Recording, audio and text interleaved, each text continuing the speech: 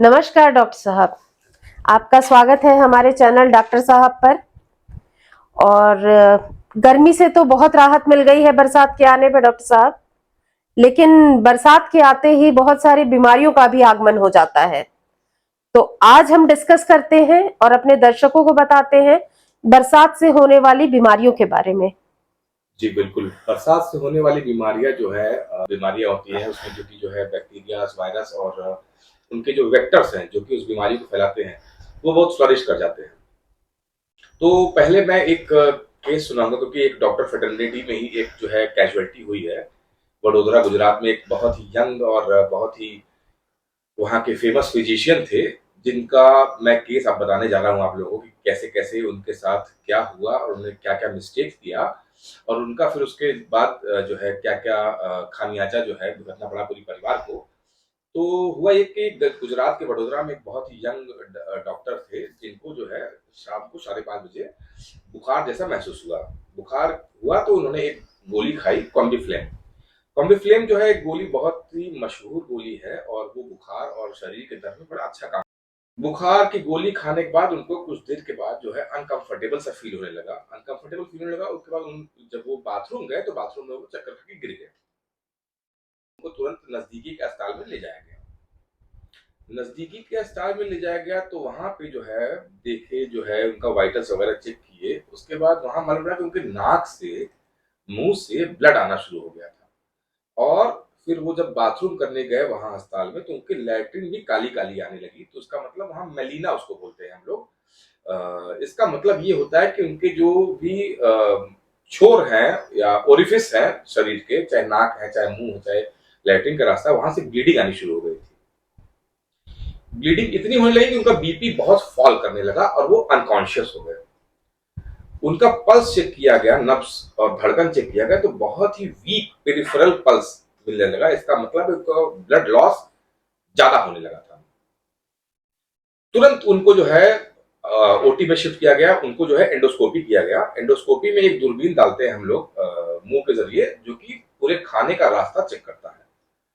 उसमें इसोफेगस सबसे पहला जो फूड पाइप होता है उसको देखते हैं हम। उसके बाद जो है स्टमक, पेट होता है, वो देखते हैं। उसमें देखा गया कि बहुत सारे मल्टीपल साइट से ब्लीडिंग हो रही है, ब्लड निकल रहा है। और उसके बाद जो है काफी अमाउंट में ब्लड निकल रहा है। तो डॉक्टरों ने तुरंत एंडोस्कोपिकली उसको जो है बैंडिंग करने की कोशिश की। बैंडिंग एक प्रोसीजर होता है जो कि हम लोग टेक्निक से दूरबीन के जरिए ही, एक औजार के जरिए ही वहां पे जहां पे ब्लड लॉस हो रहा है वहां पे बैंड लगा के उस ब्लड को लॉस को रोकते हैं। ब्लड लॉस रुका नहीं, कंडीशन और सीरियस होती जा रही है। सर्जन्स और डॉक्टर्स ने मिलकर डिसाइड किया कि इनका अब एक्सप्लोरेटरी लेप्रोटमी करेंगे। मतलब इनका पूरा पेट खोला जाएगा और पेट खोल के देखा जाएगा कि जहां ज्यादा ब्लीडिंग हो रही है उसको तुरंत हम सर्जिकली ठीक करेंगे। ये सब प्रोसीजर्स होते होते सुबह के 4 बज चुके थे। डॉक्टर साहब की कंडीशन खराब होती जा रही थी, सुधरने का नाम नहीं ले रही थी। और 4:30 बजते बजते जो कार्डियक मॉनिटर होता है जिसे हम चेक करते हैं, जिसमें जो है लाइंस आप लोगों ने बहुत सारे फिल्मों में देखा होगा, ऊपर नीचे होते रहते हैं, तो उसमें एक फ्लैट लाइन आ गई। क्रिटिकल केयर के डॉक्टरों ने मिलके उनका सीपीआर किया। सीपीआर मतलब कार्डियो पल्मोनरी रिससिटेशन।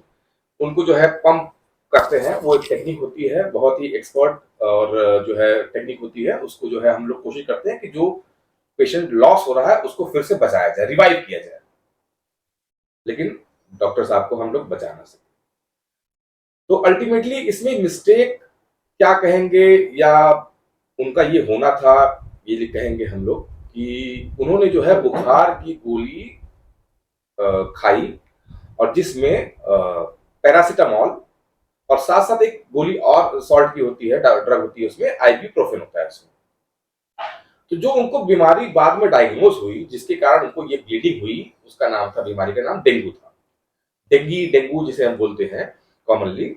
तो उनको जो था सीवियर फॉर्म ऑफ डेंगू था, जिसको हम बोलते हैं dengue haemorrhagic fever. Haemorrhagic fever में अलग अलग जगहों से ब्लीडिंग होने लगती है, क्योंकि नॉर्मल जो डेंगू होता है वो इतना सीरियस और सीवियर नहीं होता है, उसको डेंगू फीवर बोलते हैं हम लोग। उसमें केवल बुखार और कुछ लक्षण होते हैं, लेकिन इनको डेंगू हेमोरेजिक फीवर था जिसके कारण हम अपने एक साथी को खो दिया। बहुत ही दुखदाई स्थिति है ये तो डॉक्टर साहब। क्या इतना खतरनाक होता है डेंगू फीवर?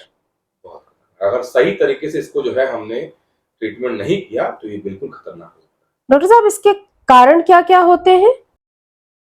डेंगू फीवर जो है मेनली मच्छर के काटने के कारण होता है, और मच्छर में भी एक प्रजाति जो है एडीज मॉस्किटो जो है, वही जब एक वायरस है डेंगू वायरस, जो कि 4 वेरिएंट होते हैं डेंगू वायरस 1 2 3 4।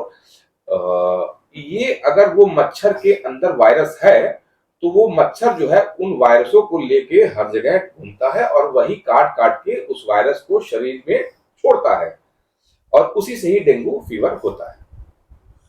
इसके लक्षण पता चलते हैं क्या डॉक्टर साहब? बिल्कुल, इसके लक्षण है कि इसमें बोलते हैं ब्रेक बोन फीवर, मतलब हड्डी तोड़ने जितनी दर्द होती है।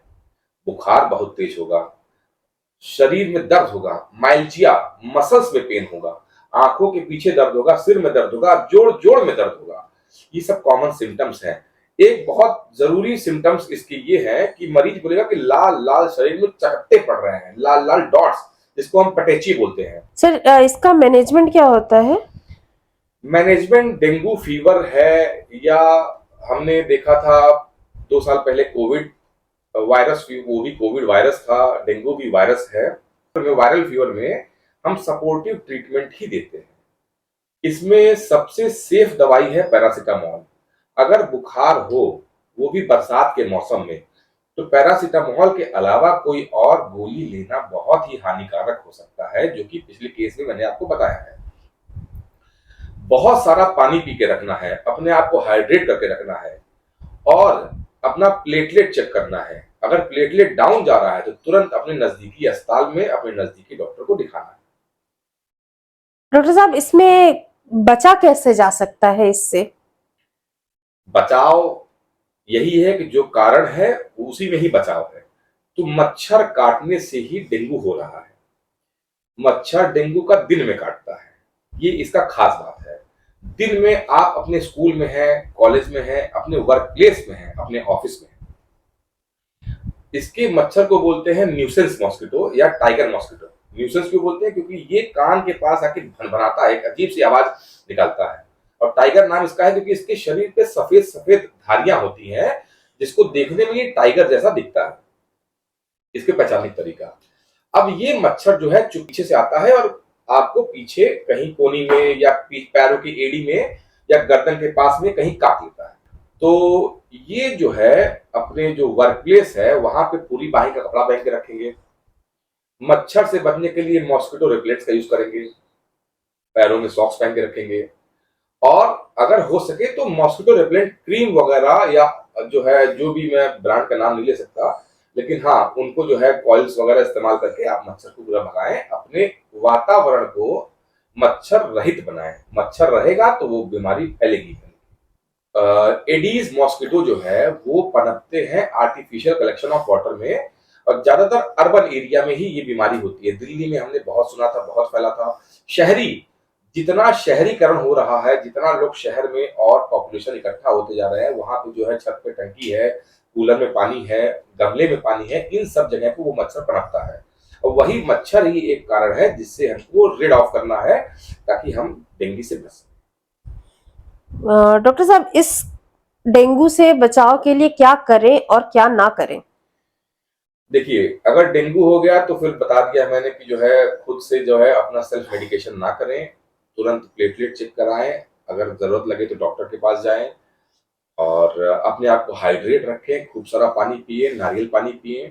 क्या ना करें में एस्प्रिन नहीं लेना है, आपको आइब्यूप्रोफेन वाले सॉल्ट का दवाई नहीं लेना है। सबसे सुरक्षित दवाई है पैरासीटामोल, उसके अलावा कोई और दवाई नहीं लेना है आपको, क्योंकि बाकी दवाइयां हानिकारक हो सकती है। Thank you. Thanks a lot.